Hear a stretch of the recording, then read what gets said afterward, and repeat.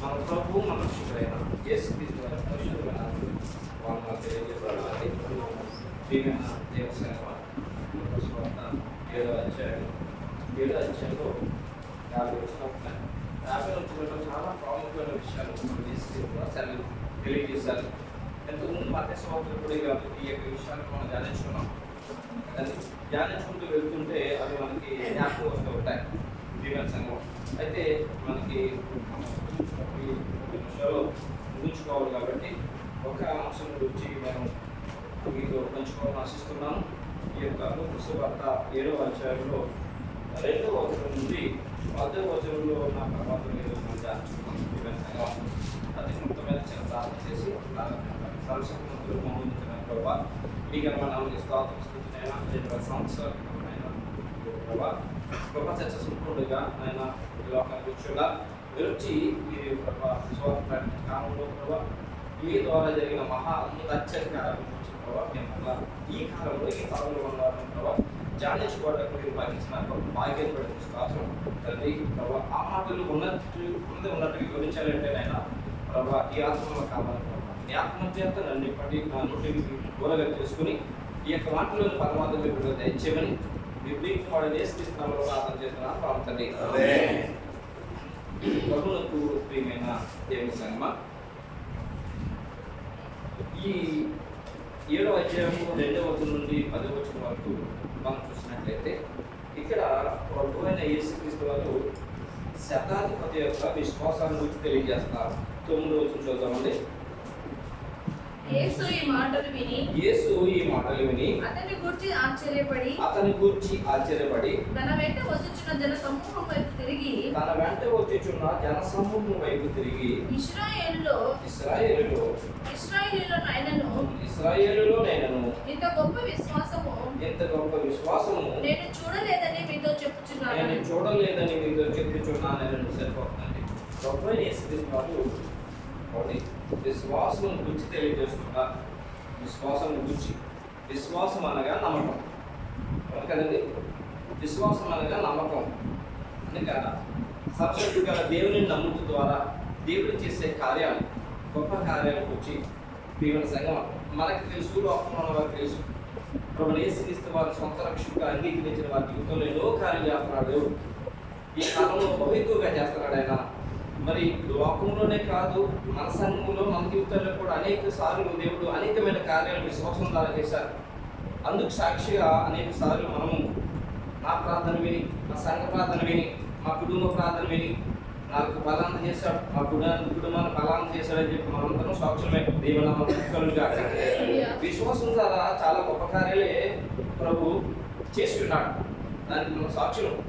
ఎందుకంటే ప్రేమ సంగమా, ఒక ప్రాముఖ్యమైన విషయం దేవుని పిల్లలు తెలుసుకోవాల్సింది ఏమిటి అని అంటే, ప్రభు అయిన యేసుక్రీస్తు 2000 సంవత్సరాల క్రితం భూమి మీదకి వచ్చారు. ఆయన వచ్చినప్పుడు ఆయన కృపా సత్య సంపూర్ణుడిగా లోకానికి వచ్చాడు. ఆయన కృపా సత్య సంపూర్ణుడిగా. పూర్వకాలం ముందు దేవుడు యెహోవా మోషేకి ఆయన తన యొక్క దయను కనికరం చూపించాడు. ఆయన పూర్వకాలం మోషే అంటాడు, మోషే ఆ యొక్క ఇశ్రాయేలు జనంగా నడిపిస్తున్నప్పుడు ప్రభువా నేను లేక నీ మంచితనాన్ని నేను చూడాలి, నీ మహిమను నేను చూడాలి ప్రభువా అన్నప్పుడు ఆయన దేవుడు యెహోవా అంటారు, ఏ నరుడు కూడా నన్ను చూసి బ్రతకలేడు కాబట్టి అయితే నా మంచితనాన్ని నీకు చూపిస్తాను. నిర్మకాండంలో ఈ విషయాలు రాయబడి ఉన్నాయి, చదువుకోవాలండి. నా మంచితనాన్ని నీకు చూపిస్తాను అని ప్రభు సెలవిస్తూ నిర్మకాండం 34:6 ఉన్నాయండి. అంటే నా మంచితనానికి చూపిస్తాను అని. అయితే ఏ నరుడు నన్ను చూసి బ్రతకలేడు.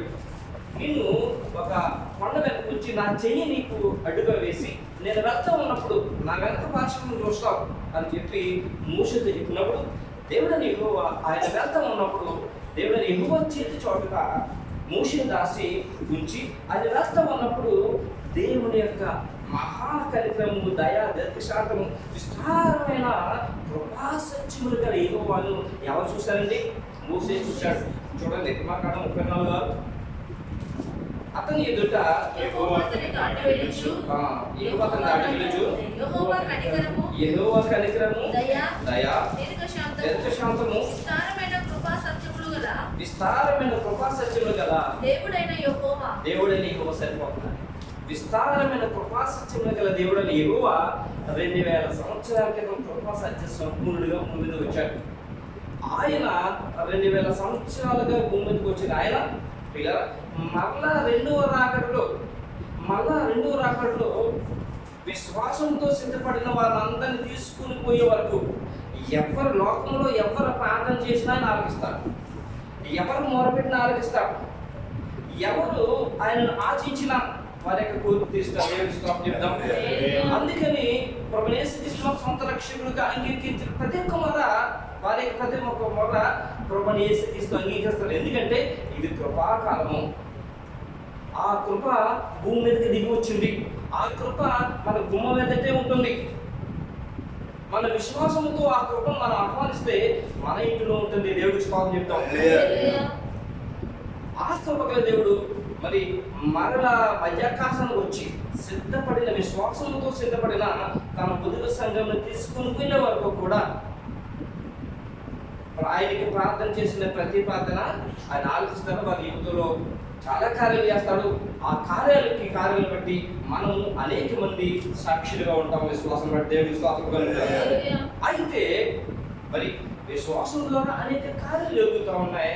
ఆయనను కూడా దేవుడు ఇదే విషయాన్ని ఈ యొక్క లోక సువార్త 7వ అధ్యాయం 2వ నుంచి ఈ 9-10 వచనాల వరకు 9 వచనాల వరకు రాయించిన విషయాన్ని మత్తయి సువార్తను కూడా మనం 8వ అధ్యాయంలో చూస్తాం.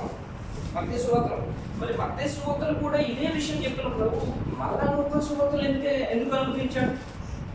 అయితే పిల్లరా, దేవుడు నీకు మనల్ని బాగా ఎక్కువగా ప్రేమించి విశ్వాసం యొక్క పరిమితిని మనకు తెలియజేయాలని ఆశిస్తున్నాడు. విశ్వాసం యొక్క గొప్పతనాన్ని, విశ్వాసం యొక్క లోతును ఆయన పిల్లలైన మనకు తెలియజేయాలని ఆశిస్తున్నాడు. ఎందుకంటే ప్రేమ సంగమా, మానవుల యొక్క విశ్వాసము అంతంత మాత్రమే. లోతైన విశ్వాసంలోనికి ప్రభు నడిపిస్తాయి కానీ విశ్వాసం యొక్క పరిమాణం, విశ్వాసం యొక్క లోతు, విశ్వాసం యొక్క వెడల్పు ఆయన పిల్లలకి తెలియదు. అందుకనే మరలా ఆయన విశ్వాసాన్ని గురించి మళ్ళీ తెలియజేస్తున్నాడు. ఉదాహరణకి ఒక చెట్టు బాగా ఫలించాలనుకోండి, కొమ్మలు వేసి బాగా ఫలించాలనుకోండి, దాని వేరేళ్ళు భూమి లోపలికంతా వెళ్ళి భూమిలో ఉన్న సారమంతా తీసుకుంటే కానీ అది ఫలించదు. అదే కనుక ఆయన పిల్లలైన వారు బాగా ఫలించడానికి, విశ్వాసంలో మరీ ఎక్కువగా లోతుగా ఉండటానికి మరలా విషయాన్ని మనకి జ్ఞాపకం చేస్తూ ఉన్నాడు. ప్రతి తల్లిదండ్రులకి తెలుసు తన పిల్లలకి ఎలాంటి ఆహారం పెట్టాలో, ఎలాంటి ఆహారం పెడితే మన పిల్లలు బాగుంటారు, మనలో గురించి అంతకంటే ఎక్కువ తెలుసు కదండి. ఈ కాలంలో ఈ రోజున మరలా విశ్వాసంలో మనం బాగా ఎదగాలని ఆయన ప్రేమించి మరలా విశ్వాసాన్ని గురించి ఆయన తెలియజేస్తూ ఉన్నాడు. ఆయన తెలియజేస్తూ మరి చూసినట్లయితే ఈ అధ్యాయంలో 7వ వచనం నుంచి కింద చూసినట్లయితే ఒక రోమా సైన్యాధికారి, ఇతను ఒక అన్యుడు, ఇతను శతాధిపతి, ఇతని చేతి కింద 100 మంది పనిచేసేవారు ఉన్నారు. ఇలాంటి అతని యొక్క విశ్వాసాన్ని చూసి సాక్షాత్తు దేవుడైన యేసుక్రీస్తు వారు ఆశ్చర్యపడి ఆయన ఇంత గొప్ప విశ్వాసము నేను ఇశ్రాయేలీయులలో చూడలేదు. ఇంత గొప్ప విశ్వాసం అంటే విశ్వాసం ఉంది ఇశ్రాయేలీయులలో. ఎవరి గురించి చెప్తున్నాడు ఈయన? ప్రభువు యేసుక్రీస్తు నా జనము, నా స్వాస్థము, నేను ప్రతిష్ఠ చేసుకున్నవారు, పరిశుద్ధులు అన్న వారి గురించి తెలియజేస్తున్నాడు. లోకంలో ఉన్నారు, పక్కన పెట్టండి క్రైస్తవులు. ఆయన ప్రత్యేకించి ఏర్పాటు చేసుకున్న జనముతో ఆయన పోలుస్తూ నా స్వజనములకు కూడా ఎంత విశ్వాసం, గొప్ప విశ్వాసం నేను చూడలేదు. అక్కడ విశ్వాసం యొక్క పరిమితిని గురించి ఆయన తెలియజేస్తున్నాడు. ఆయన ప్రియమైన సంగమం అనగా దేవుడు తన ప్రజల ఎడల గొప్ప విశ్వాసాన్ని చూడగొడుతున్నాడు. ఆయన గొప్ప విశ్వాసాన్ని అది చూడగొడుతున్నాడు. విశ్వాసంలో ఉన్న ఉన్నతమైన ఆ యొక్క గొప్పతనాన్ని తన పిల్లల్లో చూడగలుగుతున్నాడు ఇశ్రాయేలు ఆయన. అయితే ఆయనకు అంతంత మాత్రమే కనిపించింది. ఎప్పుడంటే ఈ శతాధిపతిని చూసినప్పుడు, ఆ అంజుడైన శతాధిపతిని చూసినప్పుడు తన ప్రజలైన ఇశ్రాయేలులో ఉండవలసిన వాటికంటే ఆ శతాధిపతిలో ఇంకా గొప్ప విశ్వాసాన్ని చూశాడు. దేవుడికి స్తోత్రం కలుగుగాక. గొప్ప విశ్వాసాన్ని చూశాడు. ఉదాహరణకి ఒక మాట చెప్పుకున్నాం. పిల్లలు ధనవంతులు ఉన్నారు, బీదవాళ్ళు ఉన్నారు లోకంలో. ధనవంతులు మంచి మంచి బంగ్లాలు, పాలవారితో ఉంటారు ఇల్లులు. కాబట్టి తినడానికి ఇంటి లోటు ఉండదు, పట్టుకోవడం బట్టలు లోటు ఉండదు, ఏది లోటు ఉండదు. పిల్లల్ని ఎంతవరకైనా చదివించగలుగుతారు. మరి బీదవారు ఉంటారు, వాళ్ళకి సరైన ఇల్లు ఉండదు, సరైన తిండి ఉండదు, సరైన బట్టలు ఉండవు, చదువుకోవడం కూర్చోను. వాళ్ళ ఇల్లు చదువుకున్నప్పుడు అవండి బహుశా ఒకే ఊరు ఉన్నారనుకోండి, ఉన్నవానికి పిల్లల కంటే లేని వారికి పిల్లలు బాగా చదివి మంచి పేరు సంపాదించుకున్నారనుకోండి, ఉన్నవారికి తల్లిదండ్రులు ఏమంటారంటే వాడిని చూసి చేసేవారు అంటారు. అంటారంటారు ఒక వేసి తీసుకుంటారు, అదే కట్టంటారు. నేను పరిస్థితి చేసుకున్నాను.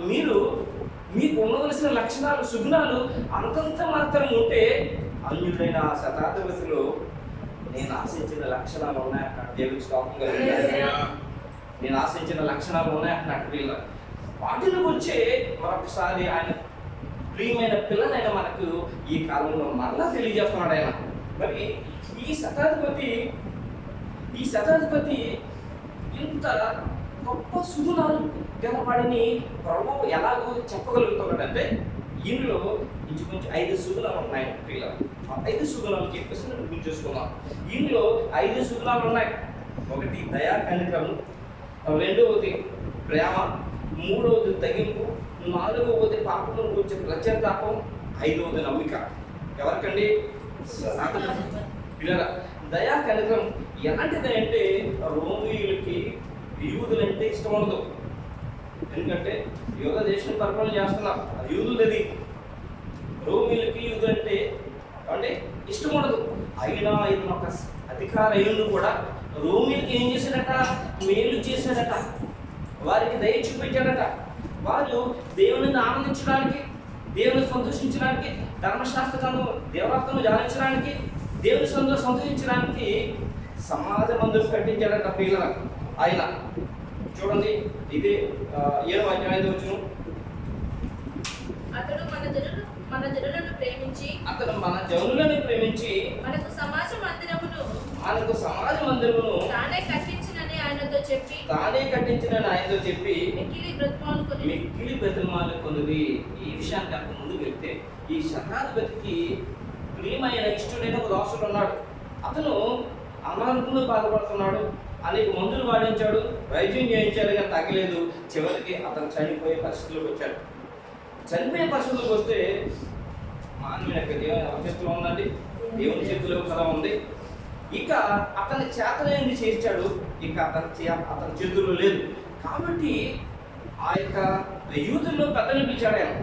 పెద్దలు పిలిచి వారితో అన్నాడు, యేసు ప్రభు దగ్గరికి మీరు వెళ్ళి ఆయన బతిమాలండి, నా దోషను సుస్థపరచమని. ఇక్కడ ఒక అద్భుత కార్యం చూస్తాం.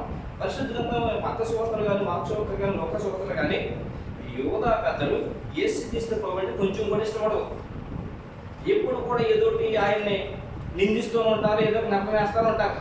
అలాంటి వారిని ఈ శతాధిపతి మీరు వెళ్ళి ప్రభువును బతుకోవాలనుకోండి అని చెప్తే ఆ శతాధిపతి మాట అన్నాడు. అతను ఎంత మంచివాడై ఉంటాడంటారు పిల్లలు, ఎంత దయగలిగిన వాడై ఉంటాడు. వారు వచ్చి ఆశ్చర్యం అనిపిస్తుంది. వారు వచ్చి ఏమంటారు తెలుసా? అతడు మన జనులను అతడు మన జనులను ప్రేమించి మనకు సమాజ మందిరము తానే కట్టించనని ఆయనతో చెప్పి మిక్కిలి బతిమాలుకున్నది.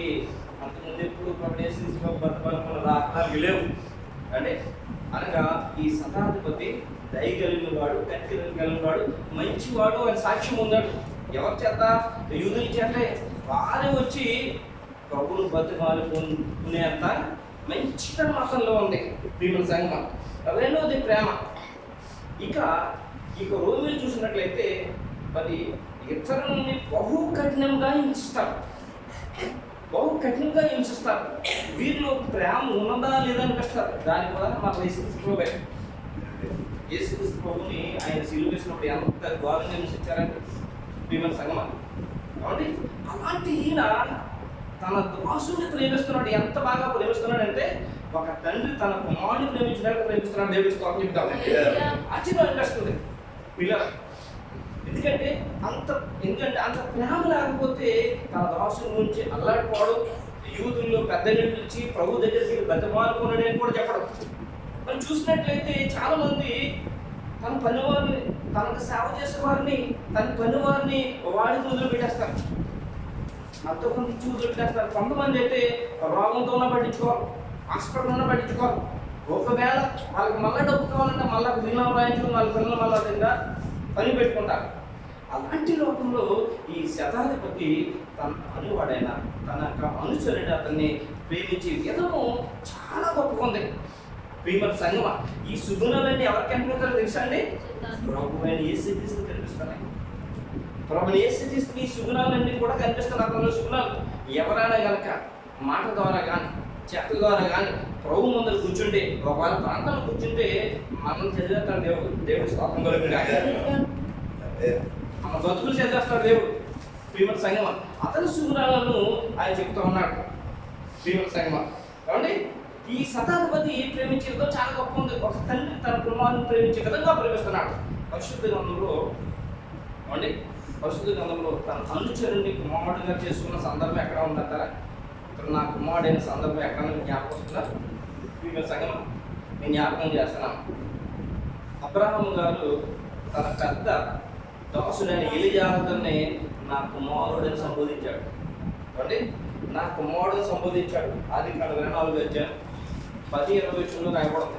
ప్రియమైన సంగమా, నా కుమారుడు సంబోధించాడు. ఎలా అంటే ఆయన ఏమంటాడంటే, అయ్యో ప్రభా, నాకు సంతానం లేదు, నా ఇంటి పెద్ద దాసుడని ఎలియాజరే కదా నాకు వారసుడు అవుతాడని దేవుడు అంటాడు. ఆయన అతనే కదా నాకు వారసుడు అవుతాడు.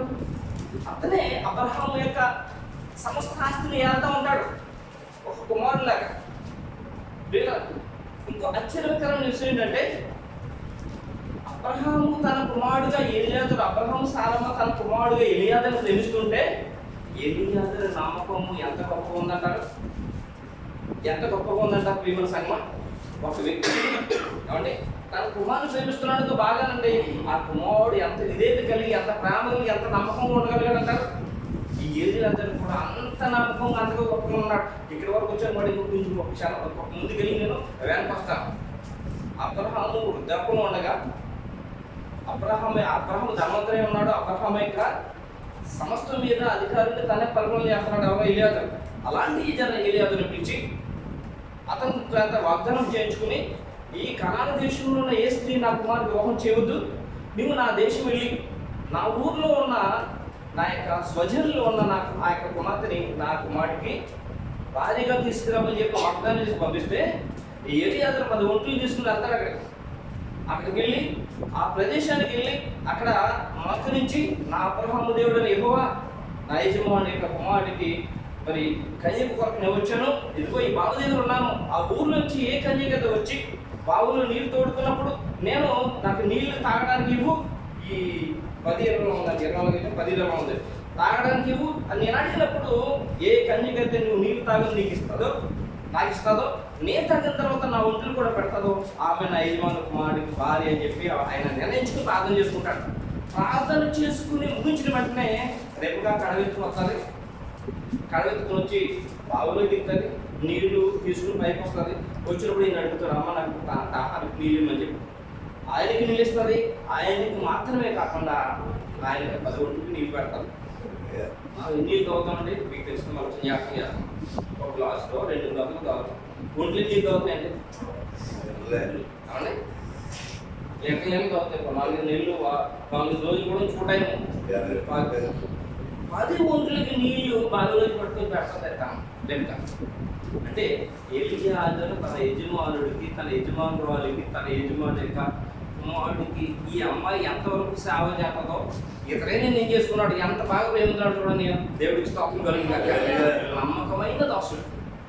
నమ్మకమైన దాసుడు ప్రియమైన సంగమా. మరి ఈ రోజుల్లో ఎవరైనా ఒక చేత పట్లు ఇచ్చి అమ్మ చేతి ఉతుకుతారా, నాన్న చేతి ఉతుకుతారా?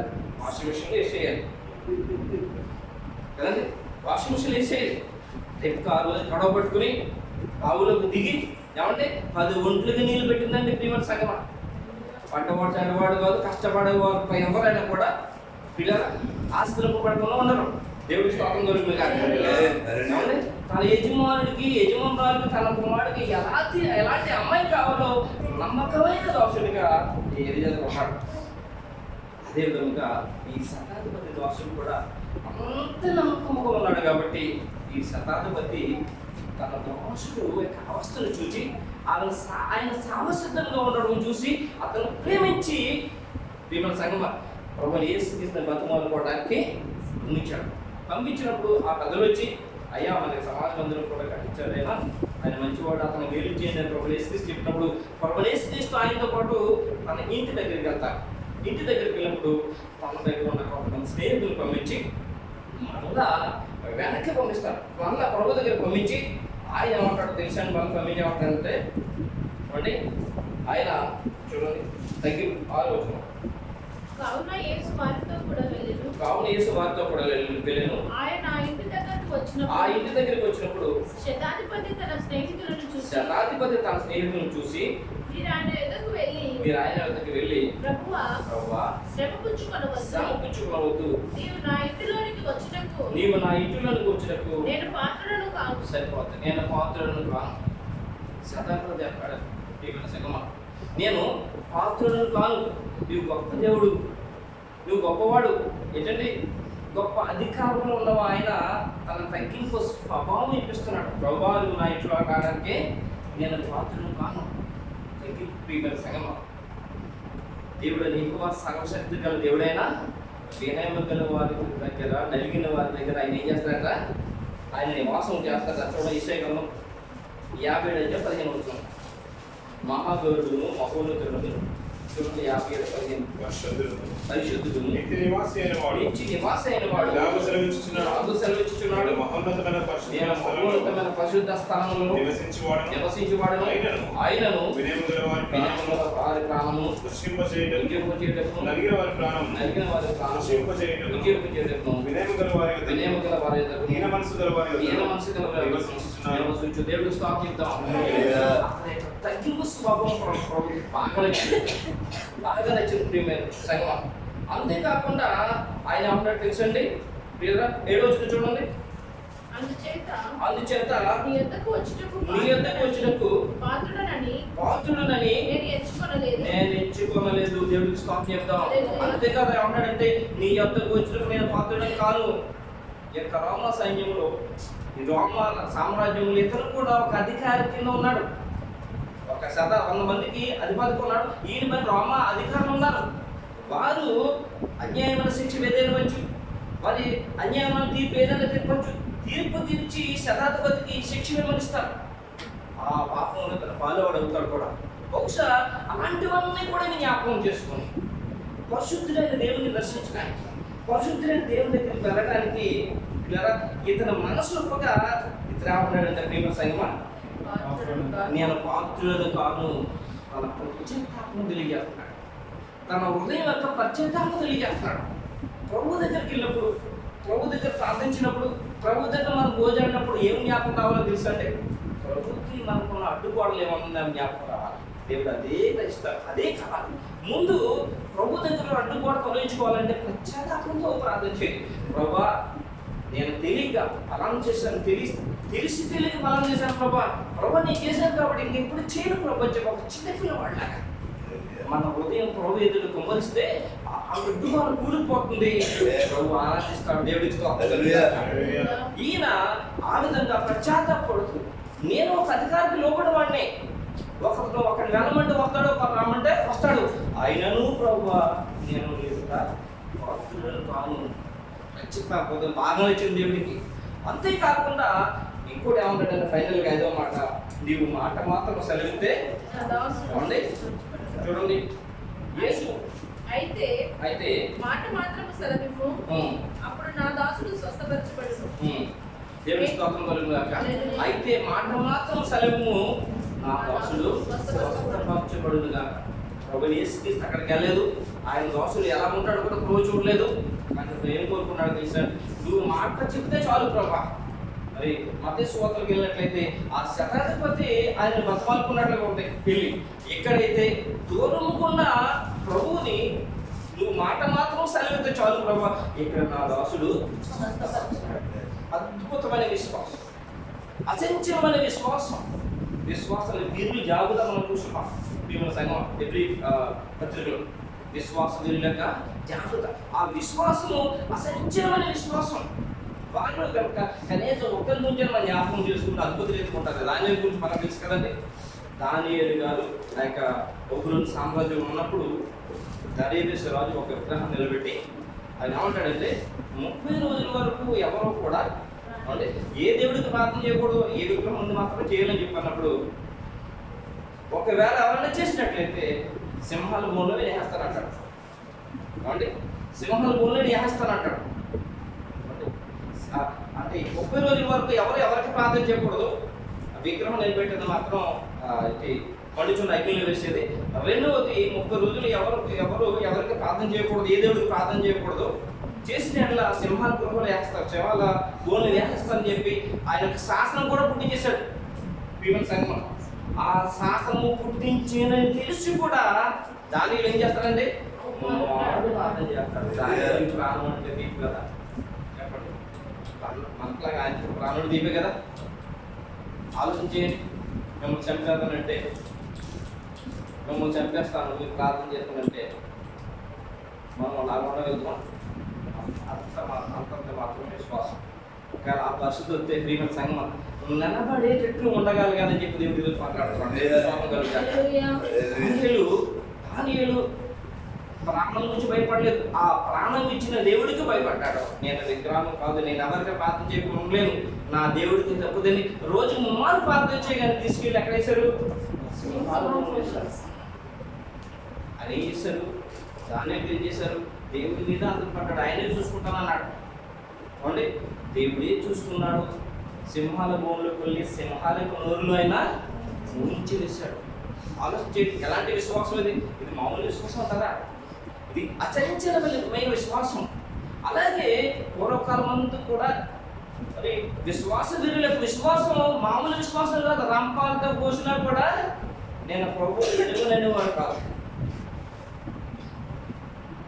నేను ప్రభుని ప్రార్థన చేయకుండలేనని వారు కాదు.